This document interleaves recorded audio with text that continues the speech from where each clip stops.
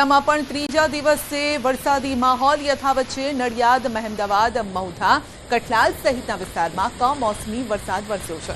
વીજળીના કડાકા અને ભડાકા સાથે વહેલી સવારે વરસાદ વરસ્યો। હવામાન ખાતાની આગાહીના ભાગરૂપે વહેલી સવારથી જ વરસાદી માહોલ જામ્યો છે। કમોસમી વરસાદ વરસવાના કારણે ખેડૂતોના પાકને વ્યાપક નુકસાન થયું છે, તો ડાંગરનો ઘાસચારો પણ સંપૂર્ણપણે વરસાદમાં નષ્ટ થઈ ગયો છે।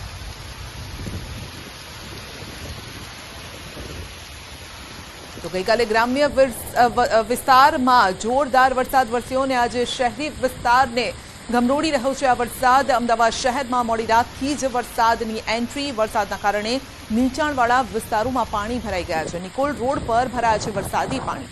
ભર ઉનાળે વરસાદથી લોકોને હાલાકી ભોગવવાનો વારો આવ્યો છે અને આપ જોઈ શકો છો દ્રશ્યોમાં પણ કે વાહનો અડધા ડૂબી જાય તેટલા પાણી ભરાયેલા છે। રસ્તા પાણીમાં ગરકાવ થયા છે।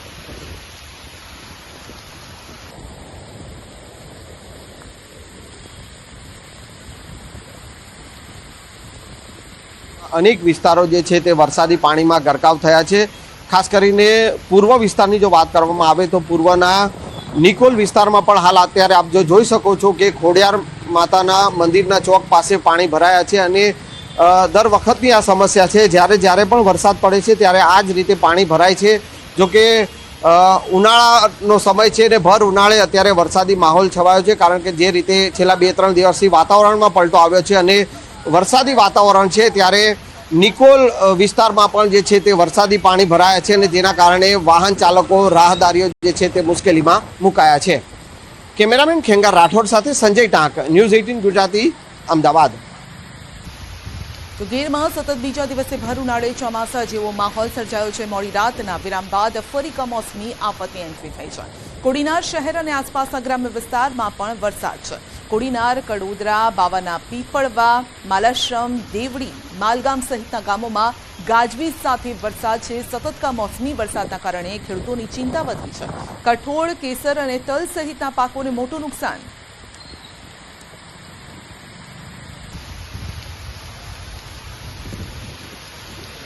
તો પંચમહાલ જિલ્લાના અનેક વિસ્તારોમાં કમોસમી વરસાદ વરસી રહ્યો છે। ક્યાંક ભારે, ક્યાંક હળવા ઝાપટા સ્વરૂપે મેઘરાજાએ વહેલી સવારથી જ મંડાણ કર્યું છે। ગાજવીજ સાથે ભર ઉનાળે ચોમાસા જેવો માહોલ જોવા મળ્યો છે। વરસાદી માહોલ વચ્ચે વાતાવરણમાં ઠંડક પ્રસરી છે।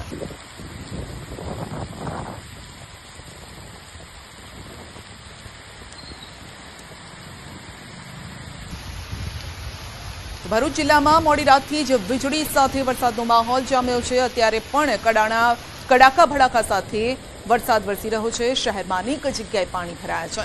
અચાનક વરસેલા વરસાદથી જનજીવન પ્રભાવિત થયું છે અને ખેડૂતોને માથે હાથ મૂકીને રડવાનો વારો આવ્યો। ઊભા પાકને સંપૂર્ણ અત્યારે તે નષ્ટ થયો છે। નુકસાન છે, કેરીના હાલ બેહાલ છે, જે ખરી પડી હતી અને હવે જે આંબા પર છે તે પણ હવે ખરવાની તૈયારીમાં છે।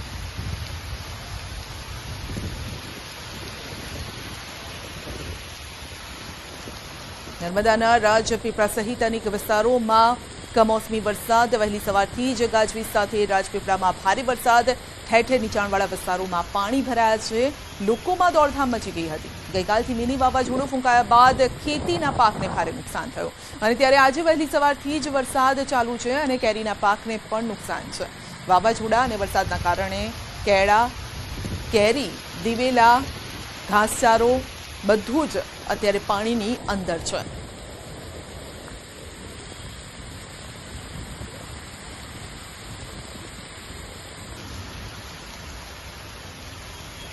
અમદાવાદમાં મોડી રાતથી મુશળધાર વરસાદ, જેના કારણે ઘણા નીચાણવાળા વિસ્તારો પાણીમાં ગરકાવ થઈ ગયા છે। ભર ઉનાળે ચોમાસું બાઠું હોય તેવા ઘૂંટણસમાં પાણી ભરાયેલા છે। આપ દ્રશ્યોમાં જોઈ શકો છો કે માણસ અડધા ડૂબી જાય તેટલા પાણી ભરાયેલા છે। તો શહેરના સાબરમતીમાં ગાંધીવાસ વિભાગ 2માં વરસાદી પાણી ફરી વળ્યા। કમર સુધીના પાણી ભરાયા। જનજીવનને ભારે અસર પહોંચી છે।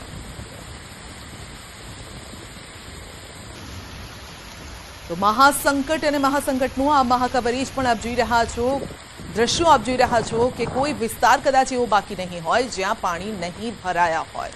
તો સાબરમતી વિસ્તાર અમદાવાદનો કે જ્યાં જે વસાહત આવેલી છે ત્યાં માણસો અડધા ડૂબી જાય। રિક્ષા આપ પાછળ જોઈ શકો છો, એ પણ અડધી ડૂબી ગઈ છે। લોકોના ઘરની અંદર પાણી ભરાયેલા છે અને આ તો હજુ ઉનાળાનો વરસાદ છે, એટલે કમોસમી વરસાદ છે। ખરું જ્યારે ચોમાસું હશે ત્યારે શું થશે તેને લઈને લોકોની ચિંતા છે. તો વડોદરા શહેરમાં પણ સતત ત્રીજા દિવસે વરસાદી માહોલ. ગતરોજ વાદળછાયા વાતાવરણ બાદ આજે ફરી વરસાદ. સવારે 5 વાગ્યાથી નીકળી મેઘરાજાની શાહી સવારી. વીજળીના કડાકા સાથે વરસી રહ્યો છે ધોધમાર વરસાદ.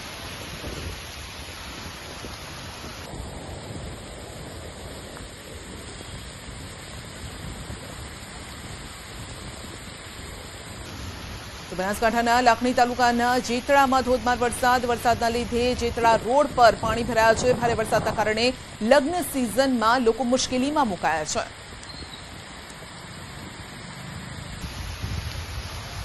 તો લગ્ન સિઝનમાં લોકોની મુશ્કેલી વધી છે કારણ કે લોકોએ ઘરે માંડવો બાંધેલો હતો. આ સાથે મહેમાનોની અવરજવર પણ વધી ગઈ હતી અને તેવા સમયે જ છેલ્લા 3 દિવસથી કમોસમી વરસાદ વરસી રહ્યો છે. મંડપો ઉડી ગયા છે અને જે ઘરે મહેમાન આવ્યા હતા હવે તેમને ક્યાં બેસાડવા ક્યાં સુવડાવવા તેને લઈને લોકોની ચિંતા વધેલી છે.